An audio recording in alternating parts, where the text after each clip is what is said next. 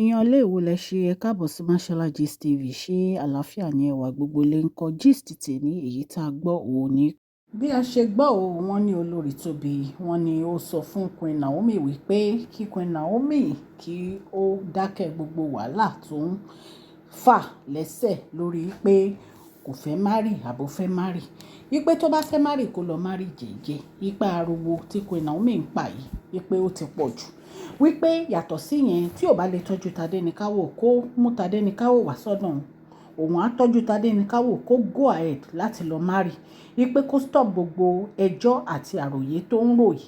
Wípé nǹkan tó ń fẹ́ òun ni pé ó fẹ́ kí wọ́n welcome òun wá sínú palace ni. Wípé kí ló wà nù kó padà sínú palace jẹ́jẹ́.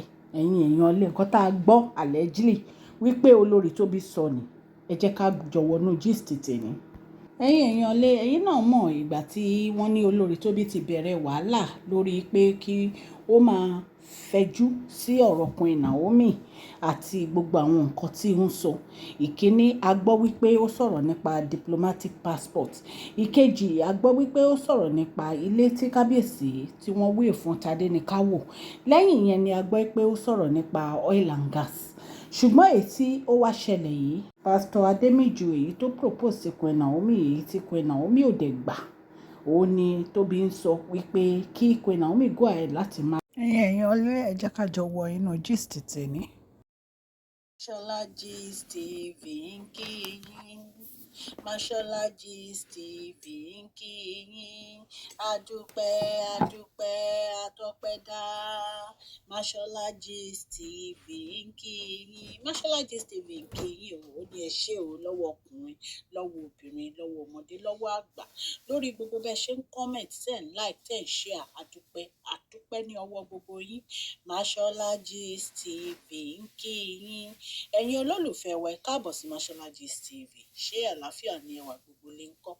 Orúkọ mi ni Mashola kò yí padà. A máa ń sọ̀rọ̀ nípa celebrity gist, royal gist, politics àti gbogbo nǹkan tó ń ṣẹlẹ̀ ní agbègbè orílẹ̀-èdè bàbá wa ní ilẹ̀ Nàìjíríà. A ń sọ̀rọ̀ nípa celebrity gist, royal gist, politics àti gbogbo nǹkan tó ń ṣẹlẹ̀ ní orílẹ̀-èdè wa. Ẹ̀yin èèyàn lè tẹ́ bá ti subscribe ẹ tẹ notification bell kẹ́ ẹ subscribe so that a bá ti post any gist ẹ̀ máa rí. À ń sọ Yorùbá lórí channel yìí nítorí pé a fẹ́ gbàgbé àṣà àti èdè wa. Ẹ̀yin èèyàn lé à ń ṣe advert lọ́lọ́kùn òjọ̀kan lórí channel yìí ẹ kàn sí wa ní Mashola Gist TV.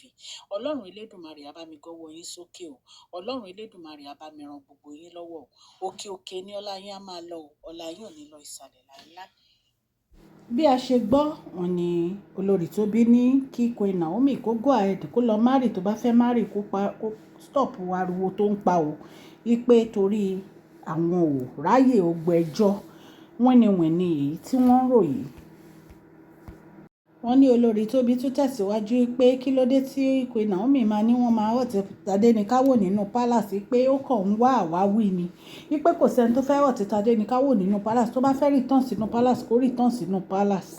Ẹ̀yin èèyàn lé ó yà wá lẹ́nu nígbà tí a gbọ́ wípé Olori Tobi ló ń sọ gbogbo ọ̀rọ̀ tó ń sọ yìí tó attack Queen Naomi. Torí Olori Tobi ó ti sọ̀rọ̀ nípa Queen Naomi dáadáa rí. Kí wá ló dé tó jẹ́ pé ní ìsìn ni ó wá attack Queen Naomi lọ́tùn lósì allegedly bá ṣe gbọ́ o tó bá jẹ́ lóòótọ́ o. Ẹ̀yin ará ilé ó ya everybody lẹ́nu nígbà tí a gbọ́ pé Olori Tobi ó ń sọ fún Queen Naomi wípé tí Queen Naomi bá fẹ́ márì kó lọ márì kó keep quiet o. Wípé kí ni tiẹ̀ pẹ̀lú ẹjọ́ wẹ́wẹ́ tí ò bá lè mú Tadéníkáwò lọ síbi tó fẹ́ lọ márì sí kó mú wá fóun òun máa tọ́jú Tadéníkáwò. Ọ̀rọ̀ yìí ti pọ̀ jù. Ọ̀rọ̀ yìí ti pọ̀ jù. Kí ló dé?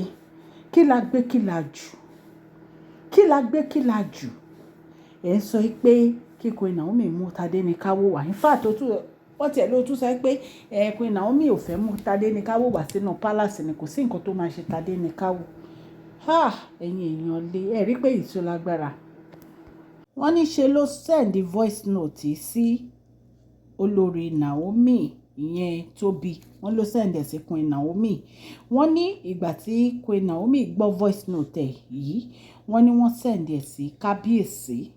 Wọ́n ní ó ya Queen Naomi lẹ́nu pé Tobi lè send gbogbo irú voice note sáwọn. Wọ́n ní ìgbà tó di ọjọ́ kejì wọ́n ní Dr. Elizabeth wọ́n ló wá pe Queen Naomi pé kábíyèsí ara wọn ò yá. Wọ́n ní bí Queen Naomi ṣe wá lọ sí palace nìyẹn láti lọ rí kábíyèsí. Wọ́n wá play gbogbo voice note Tobi fún kábíyèsí. Wọ́n ní ìgbà tí Queen Naomi play voice note yẹn fún kábíyèsí, wọ́n ní kábíyèsí sọ̀rọ̀ sí Olori Tobi.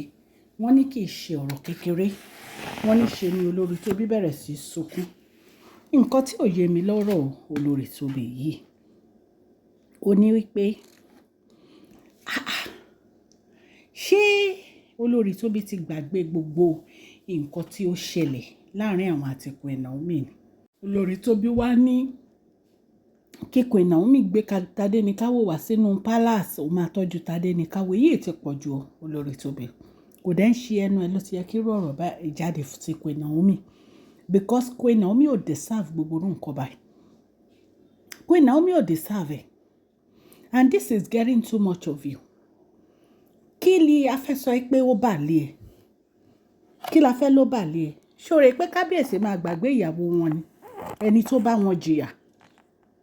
Kábíyèsí ò lè gbàgbé nítorí kábíyèsí mọrú yín. Wọ́n mọ nǹkan tẹ́ bá wá sínú palace. Wọ́n mọ nǹkan tẹ́ bá wá sínú palace. So kábíyèsí ò lè ever disrespect Queen Naomi fún anybody. Ẹ̀yin èèyàn lé bí a ṣe gbọ́ nìyẹn ó tí kábíyèsí bẹ̀rẹ̀ sí sọ̀rọ̀ sí Olori Tobi pé nǹkan tó ṣe yẹn kó má tó ever repeat ẹ̀ mọ́, kó má tó ever ṣe mọ́ láyé. Wọ́n ní Olori Tobi máa ń sunkún. Èèyàn lé mi really understand nǹkan tí ó ń ṣe Olori Tobi o. Tí Olori Tobi fi behave ìwà tó ń wù lẹ́nu jọ́ mẹ́ta yìí, and ó ya everybody lẹ́nu.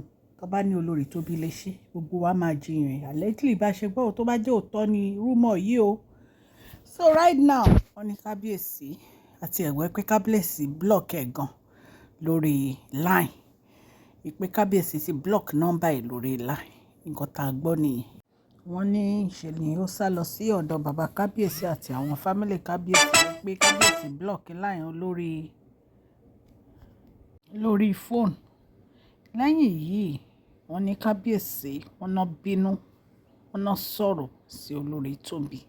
Ló sunkún pé kó má ever try láti rin Queen Naomi fín, pé because wọn àti Queen Naomi wọ́n ṣe alárìnfẹ́ ara wọn.